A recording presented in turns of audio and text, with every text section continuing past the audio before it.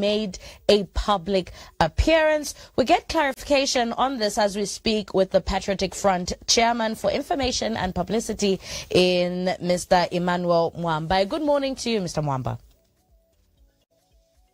Thank you very much. Good morning, and good morning to your dear audience.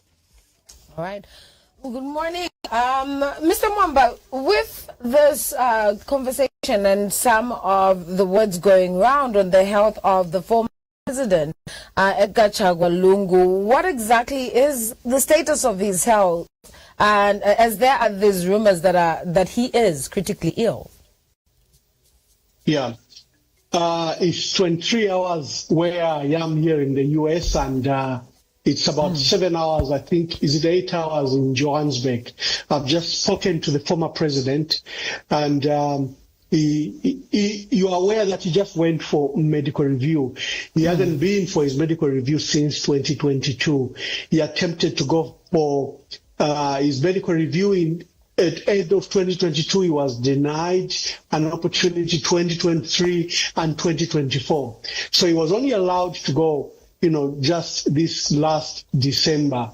So the president is very well. He's undergoing medical review. It's just his scheduled medical review and a medical checkup.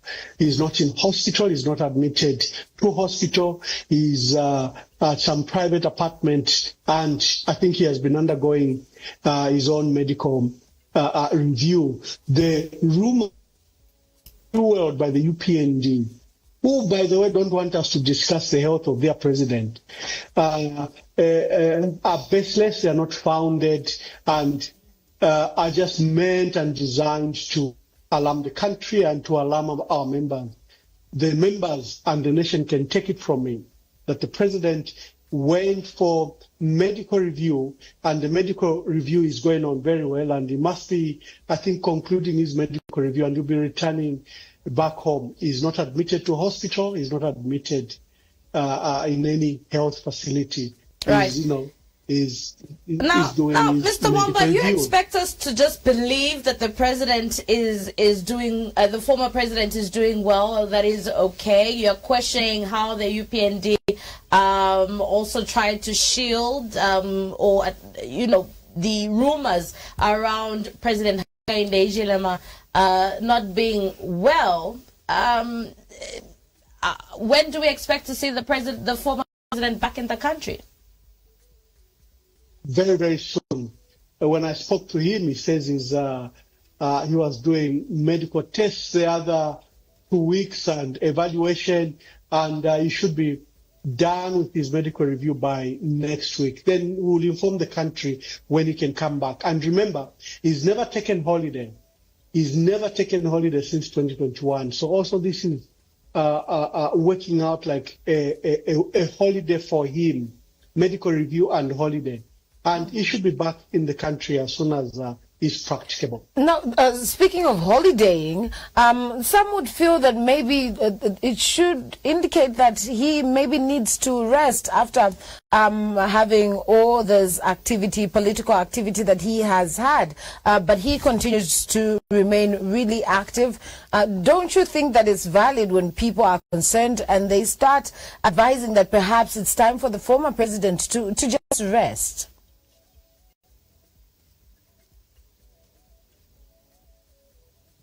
That it's time for the president to retire? Is that what you said? Yes, retire and rest.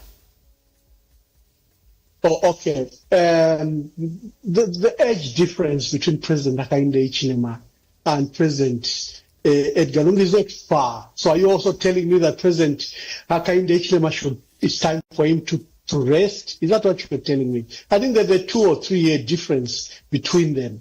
So for me, I wouldn't like anyone's political right, civil right to be taken away by forcing them into retirement. The former president had voluntarily proceeded into retirement until second.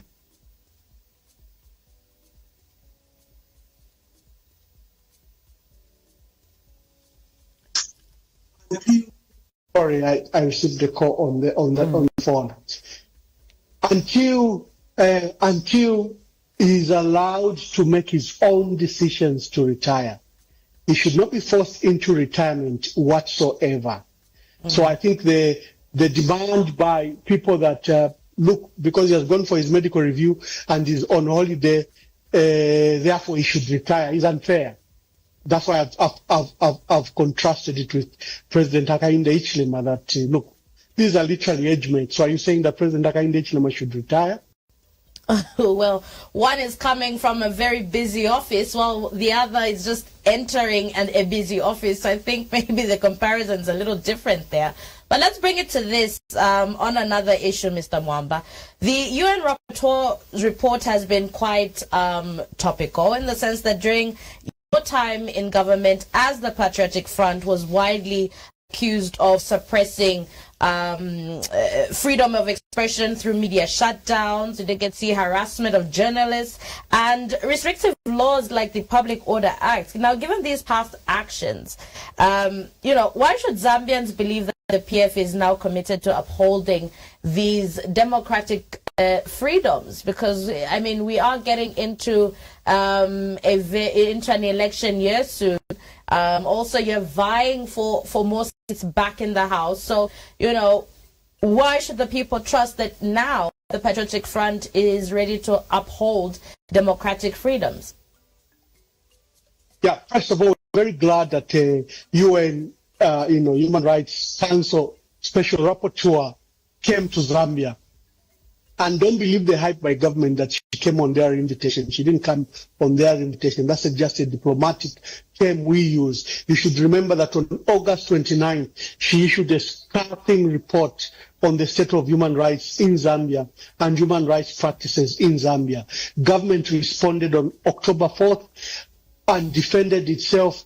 It is in that report that has then necessitated an on-ground and on-site report. So the issue that government invited the special rapporteur is neither here nor there. The UN on its own generated this scathing report in August, and government responded. And the Human Rights Council is having its council meeting in April. They demanded that they needed this report on Zambia to be conclusive. Coming to Zambia is as a result of our earlier report in August. And the report is scathing. It doesn't matter how government is trying to celebrate it and put it like it was a good report. It's not a good report. It has cited government for human rights abuse. You all have that report. Her remarks about the PF were very shocking. First of all, the Patriotic Front as a government never received a special rapporteur on human rights and human rights practices or abuses. I remember that we've had two special rapporteurs, one, I think, in 2009 on gender matters, and the other one in 2014 on labor matters. We've never had one on human rights practices and human rights abuses. So, to her report that her remarks at State House, unfortunately, her remarks at State House are not in the official report that have been produced in Geneva. Probably they were just appeasing remarks where she referred to a decade-old end to human rights abuses by the previous government. Those remarks are not founded anywhere. The Patriotic Front never received an adverse report from the UN the way this government has received a report like the one that was issued in August. We should make that very clear, because people have been celebrating that she said that it has marked the decade of human rights abuses, and as if the UPND had a fresh start in 2021. That's not supported by facts. That's not supported by any report. Yes, there were human rights abuses of concern. Well, think, Mr. Mwamba, Amnesty International when we and talk, Human Rights Mr. Mwamba, just a second, as you continue, with the remarks given so far by the Special Rapporteur, we all read the statement and we did hear what she had to say. Even if you're saying it's not in the report, the comprehensive one expected in June, but these are things that she had said then on what was recorded before when you talk human rights violations, and what we're seeing now, in as much as she said there's been an improvement, she did indicate that there's room for improvement, isn't it? That those are, her statement was balanced, but what are you getting off where you say it's nothing to celebrate, because she did indicate where we're coming from, where we are now, and that we could be in a better place when we talk human rights violations, human rights altogether. So where are you getting off when you say that it shouldn't be something they celebrate on the other end, when there was a balance, there was indication of the past where we are now and where we could be if we acted better and upheld human rights? I want to demonstrate that that the current status is not an improvement. It's actually far worse. That's why I was qualifying that there is no human rights or UN report on Zambia between 2011 and 2021, as damning as a report that she issued in August 2024. Similarly, her own report that she issued, that is on the UN Human Rights Council website, also doesn't talk about that improvement, that she verbalized her status. I think those were PR remarks maybe to please the president, but they are not in her report. She still stated that laws on criminal libel, seditious practices, insults, hate speech, and cyber crimes are being used to prosecute, to punish and silence critical voices, and must be repealed or revised. This is a report that I'm reading, the one that is on the website. She also called for legal reform, that they are imperative. This is where she used the word crossroads, because this government has not bothered to improve on the state of human rights in Zambia. In fact, they've weaponized the laws, such as the laws on hate speech, on cyber crimes, and on seditious practices. So, like I was saying, even when the UPND are celebrating that it was a good report, they should read the report. They should ignore her remarks at State House. They are not in the official report. And I'm aware that when the council Mr. Mwamba, this report is only coming out in June, Mr. Mwamba. Aren't you not preempting at this point? You don't. We don't know what is going to be in the conclusive report. You don't know what's going to be in the conclusive report. So how are you able to come up with these assumptions? They are not assumptions. She issued a statement, an exit statement on 31st January 2025, and this is a preliminary report where she cited these very serious matters. You all have that statement. You can go to the website, and it's the one I'm looking at currently. And it's a scathing report. I suspect even the final report to be worse, because it will have taken into consideration all the submissions, both oral and written submissions. So we can't say we don't know what's in the report when we know what the preliminary report cites. And here's something that was interesting in that, Mr. Mwamba. Let me hold you there. I'm going to just pull out a leaf of the words of Ms. Khan. She says, I'm disgusted by the rising tide of disinformation and smear campaigns generated by politicians, including from the opposition, seeking to manipulate public opinion, heighten tensions, and create confusion. What this basically means, and from my small understanding, would be that you, as well in the opposition, are also part and tied to the political unrest that we get to see in Zambia. So, do you think you, as politicians, you as opposition politicians as well, are upholding, moral right as you go about your campaigns, that you yourselves are not smearing propaganda? Yeah, I'm surprised that her statement has been attributed to the opposition when she was saying including the opposition. Remember what's on record. The Zambia Council of Catholic Bishops have demanded from President Hakainde Hichilema that he should close those rogue online media that he runs at State House, like Cosway and the others.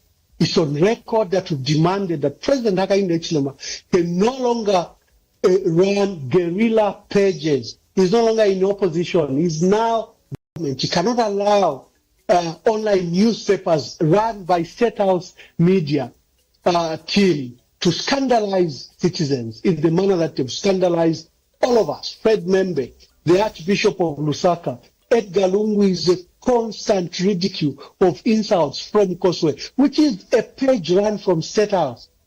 So the misinformation and disinformation first starts with State House, which is running these. But don't you think that also some misinformation can be set up by those in opposition, again, to spearhead propaganda?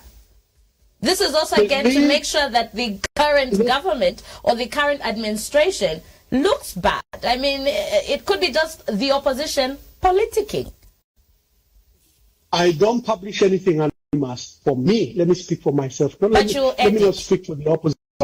Let me not speak for the opposition. Let me speak for myself and for the Patriotic Front. I run my own Facebook page. I'm traceable.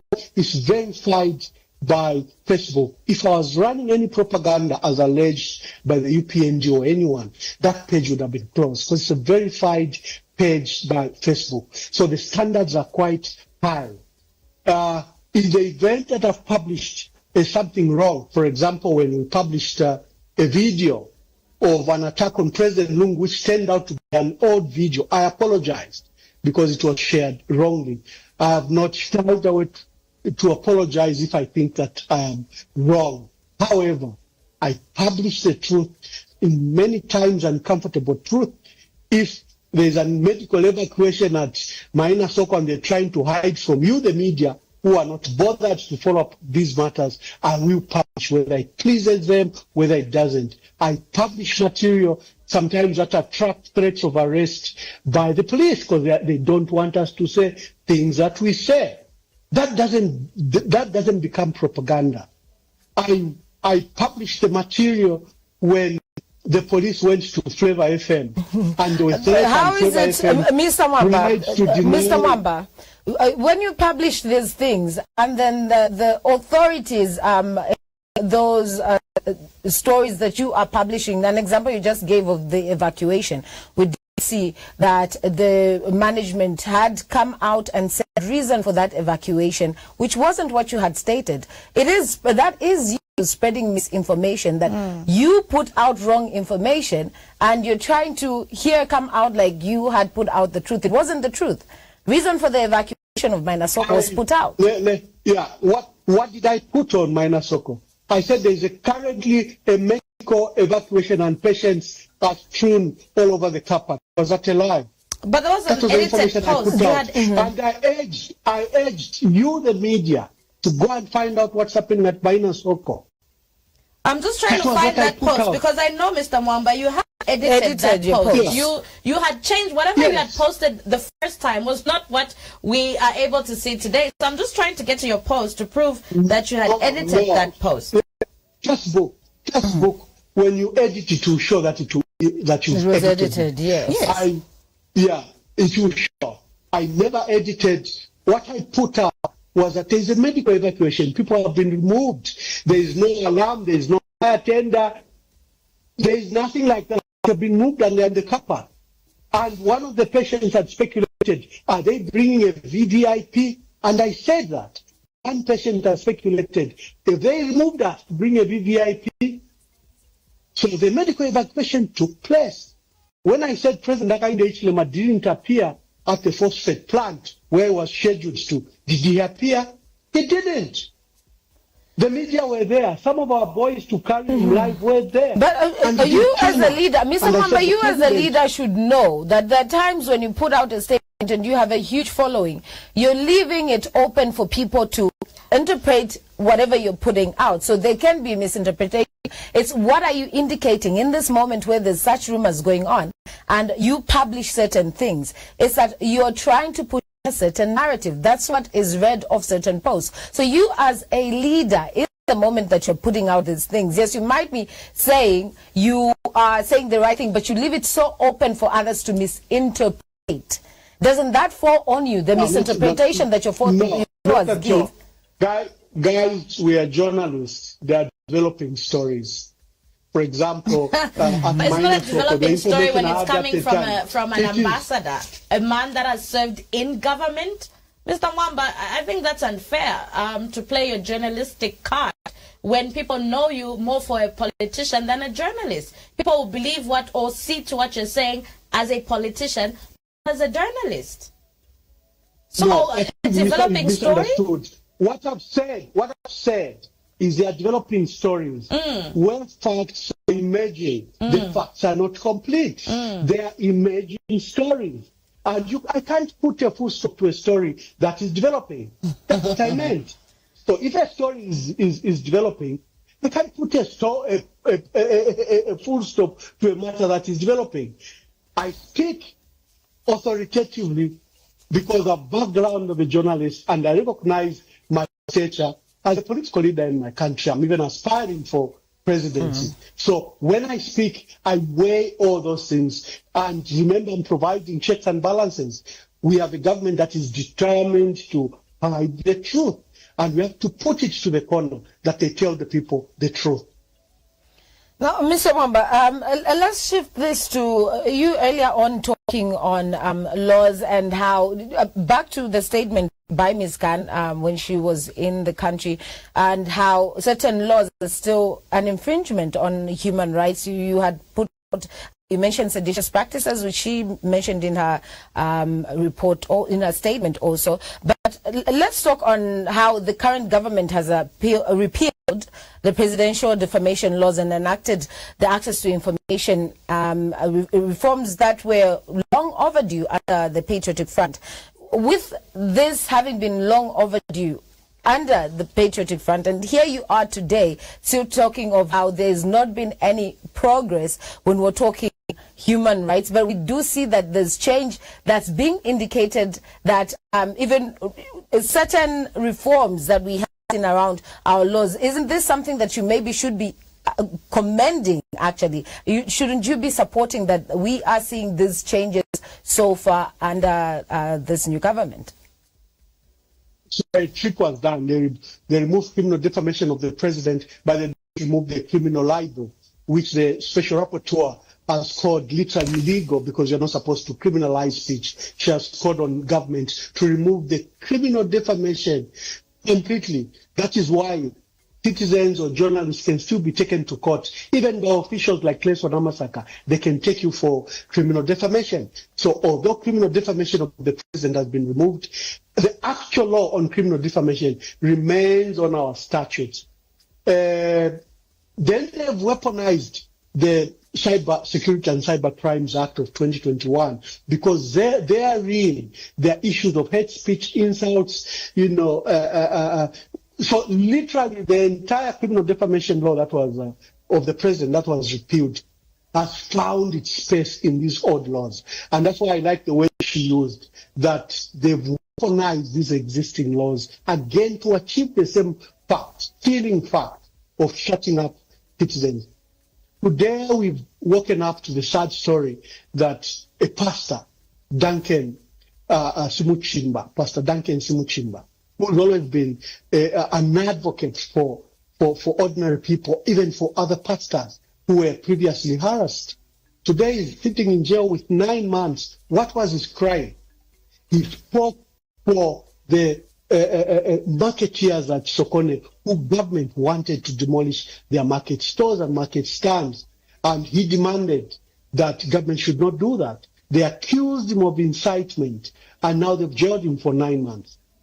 This government even has no shame. While the special rapporteur was still in the country, they were still arresting people on criminal defamation. You saw 2 boys that were arrested on the Copper Belt while the special rapporteur was in the country. They were still issuing threats of arrest to me while the special rapporteur was in the country. So this is a government that has no regard to human rights and human rights practices. It has no regard to issues of good governance. They are festering an autocracy. They are festering a dictatorship. And they want as many voices silenced as possible. Right, Mr. Mwamba, thank you so much for joining us. But let's conclude on this. I know some people are looking forward to your return to Zambia. When are you going to be returning from America? Yes, as you can see, my my shoulder. I dislocated my shoulder 2 days before I could travel.